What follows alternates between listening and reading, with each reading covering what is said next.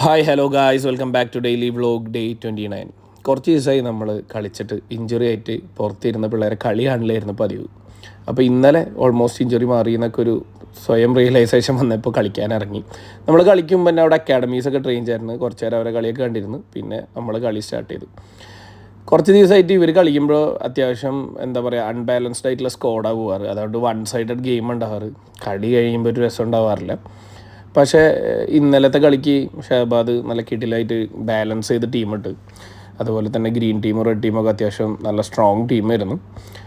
Match ഒരുവിധം സമയവും അത്യാവശ്യം ഈവൻലി ബാലൻസ്ഡ് ആയിട്ടുള്ള രീതിയിലാണ് പോയിക്കൊണ്ടിരുന്നായിരുന്നു. 1-1 2-2 ഒക്കെ ആയിട്ട് കുറേ നേരം മാച്ച് പോയി. പിന്നെ കിട്ടിയ ഓപ്പർച്യൂണിറ്റീസ് എല്ലാം നല്ല രീതിയിൽ ഗ്രീൻ ടീം യൂട്ടിലൈസ് ചെയ്ത്, പക്ഷേ റെഡിൻ്റെ ഭാഗത്തുനിന്ന് ഉണ്ടായില്ല. അങ്ങനെ മാച്ച് ഗ്രീൻ ടീം വിൻ ചെയ്തു. നല്ല ഇൻറ്റൻസിറ്റി ഉള്ളൊരു മാച്ചായിരുന്നു. 60 മിനിറ്റ്സ് എല്ലാവരും നല്ല രീതിയിൽ തീരുമാനമായിട്ടുണ്ട്.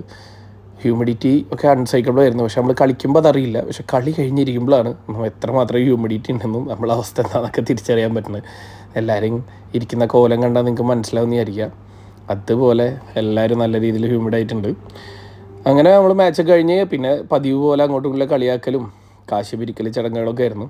അപ്പോൾ കാശൊക്കെ പിരിച്ച് എല്ലാവരോടും ബൈ പറഞ്ഞതിന് മുമ്പ് തന്നെ കുറേ അതിലേ കളിച്ചിട്ട്, അപ്പോൾ ശ്രാവണെ കൊണ്ട് നല്ല രീതിയിലൊന്ന് സ്ട്രെച്ച് ചെയ്യിപ്പിച്ച്, അവന് മുൻകൂട്ടി എന്തോ ദേഷ്യം ഉണ്ടെന്ന് തോന്നുന്നുണ്ട്, അതുപോലെ സ്ട്രെച്ച് ചെയ്തിട്ടുണ്ട്. നല്ല രീതിയിലുള്ള സ്ട്രെച്ചസൊക്കെ ചെയ്ത്. അപ്പം ഇനി അടുത്ത മാച്ചിന് അല്ലെങ്കിൽ അടുത്ത വ്ളോഗിനെ കാണാം കേട്ടോ. അപ്പോൾ അതുവരെ എല്ലാവരോടും ബൈ. അപ്പോൾ ശരി കേട്ടോ, ബൈ.